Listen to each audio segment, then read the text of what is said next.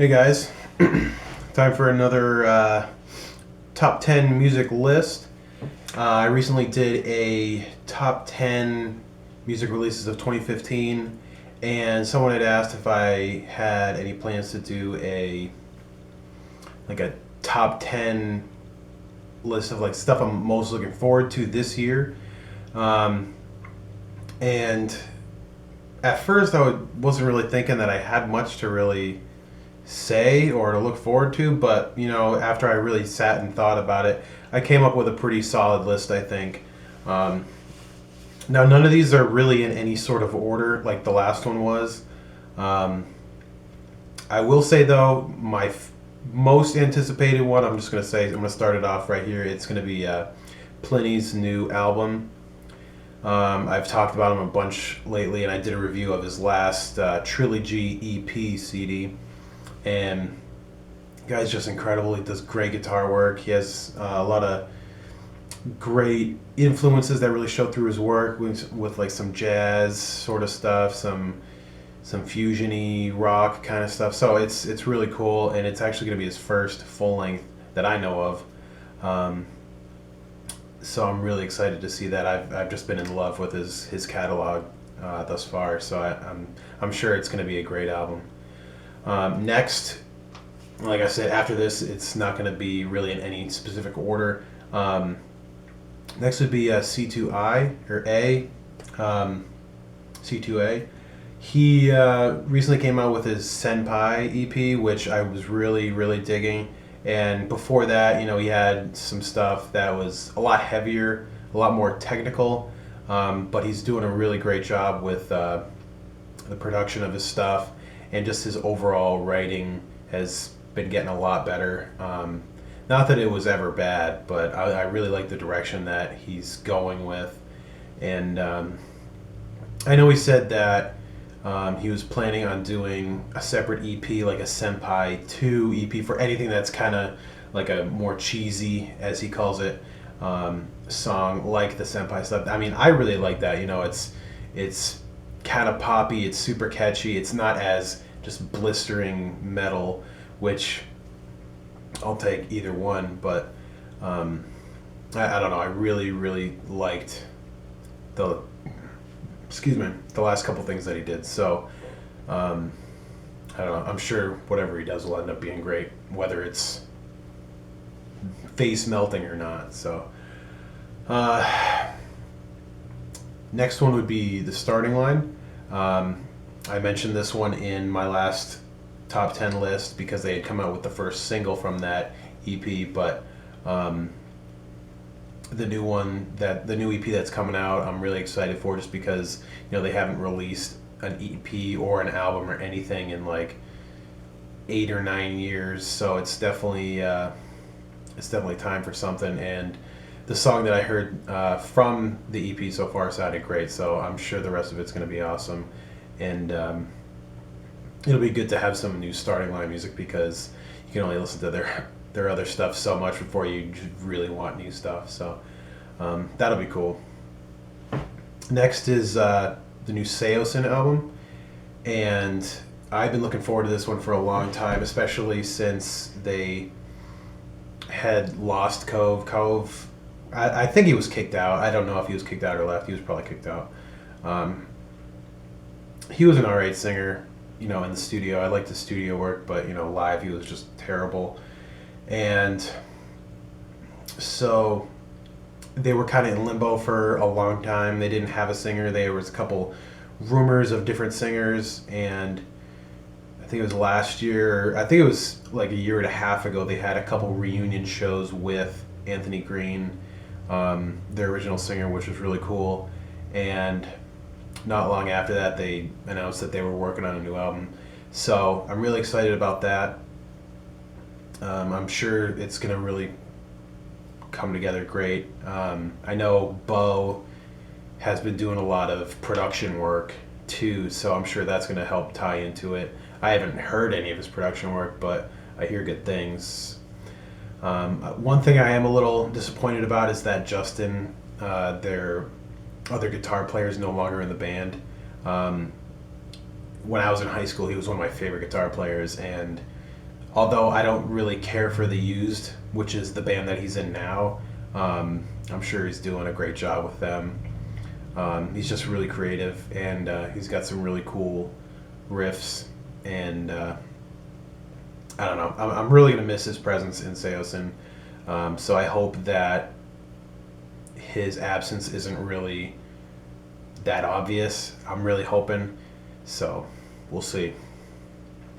Next would be stemage, and I'm sure most of you guys know by now I'm a huge stemage fanboy. He was the one that helped me with my EP. Mostly, I had some help with some stuff from Viking Guitar too. But Stemage was the one that did all the drums. He did all the bass, and he had a couple guest guitar spots in there too. But I fell in love with this guy's music catalog, right around when I was getting out of high school. So we're talking like 2008, 2009, and the riffs that this guy writes is just amazing. He hasn't done original work in a while. He's been doing a lot of production work. He's been doing a lot of covers, all of which are great. He did an album or EP album for the Tron soundtrack, the original Tron soundtrack. That was really cool. He did a cover of the Marble Madness soundtrack, which came out awesome. I listen to that all the time. And he's done a bunch of other stuff too, mostly just like songs here and there. So he hasn't had, as far as I can tell, original music in a while. He did 0 Over 0, I think in 2011, and I don't exactly remember when he did Alpha Squad. Alpha Squad was a soundtrack that he created the music for, that you could download on Xbox Live. And the game I didn't really care for. I actually did buy it and try it, but I didn't really like it. But the soundtrack was really riffy and really cool. So, but since I am pretty good friends with him, he's shown me some of the stuff he's been working on, and it sounds amazing. Super super cool guitar riffs, and just great songwriting in general. The guy knows how to make an instrumental song really well and not make it sound like it's in need of anything. So I really can't wait for his stuff. I'm in full support of whatever he does, no matter what it is. So whenever that comes out, I'm assuming it's going to be this year. So yeah, whenever that happens, it's going to be awesome. Next is going to be someone that you guys probably aren't familiar with. I'll put a list of all these in the description, just so you know who I'm talking about. But he goes by Carbohydrom, and his name is actually either Christopher or Christophe Blondel,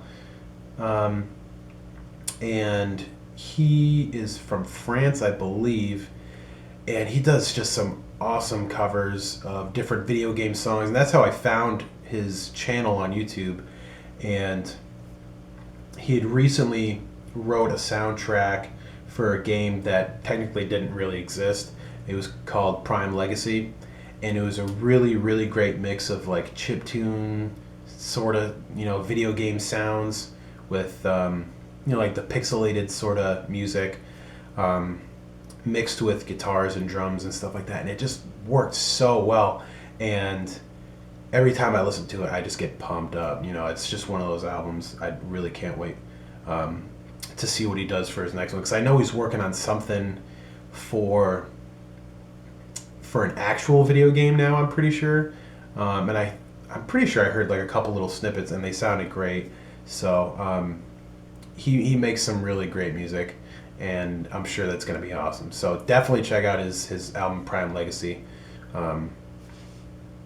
It's something I'd highly recommend. He also did a really cool song that he took every song from Legend of Zelda: Link to the Past. He took every song and made it like a 22 minutes song, like medley, and just made it all work together, and it was just crazy. I think it was called Unleashed or something. You can find it on his website if you just type in Carbohydrom. Yeah, the guy's awesome. Next one is I Am Abomination. I'm a huge I Am Abomination fan. You know, they started slowing down after their last album. You know, Nick has been doing a ton of production work, and he's been getting a lot of notoriety for it. I know he's been doing stuff for like Born of Osiris and a bunch of other relatively big metal bands and bands that are like hitting number one and stuff. Like their albums are so good, and he's doing such a great job with the production that, you know, he's doing really well for himself. So he doesn't need to make music, you know. But man, I crave the music that he writes, because every time I'm Abomination comes out with a new song, it just blows my mind. It really does. I still remember the day that, or like at midnight, their last album was released. I usually, like, I go to, at that point anyway, I worked really early in the morning. I worked at like 4 a.m. and I got up at like midnight or something. I set my alarm and I just listened to it from start to finish, and it just blew my mind. And I really just can't wait. Even though I Am Abomination is just technically 2 people, actually now I think it's backed up to 3 people, because they had a full band for a while, and so it was just Nick who did all the guitars, he did all the production, he did the drum programming, stuff like that. And then there was Phil Droyer, who is now in a band called The Bad Chapter, and he was part of Attack for like their last tour or whatever, and I love his singing. I think he's got a great voice, and he suits Nick's writing really well. And so I believe they had gotten their original lyricist back, who, or at least more of a full-time sort of situation. I know he was still helping out like every now and then with lyrics and ideas and stuff like that, but I'm pretty sure he has more of an involvement this time around. I don't even know if the album's going to be coming out this year or not, but I know that there's something in the works. I just don't know how soon it's going to be, but either way, I know it's going to be great. Next one. This would be number 9, or no, this is number 8. This is The Living End, and I'm a huge Living End fan, even though the last album really didn't do that much for me, other than a couple songs. You know, the couple songs on that album that I did like are some of my favorite songs from them, like Universe and In the Morning. I really like those ones. I know that they're finished with a new album, I'm pretty sure, because even though they didn't tell anybody that they were even writing an album, in between like all their other endeavors and whatever else, I guess they managed to track an entire album over the past like year or two. And as far as I know, like a couple of months ago, it was done. At least the tracking, I'm pretty sure. But I don't know if anything's actually being, you know, produced right now, or what's being mixed or mastered. I have no idea.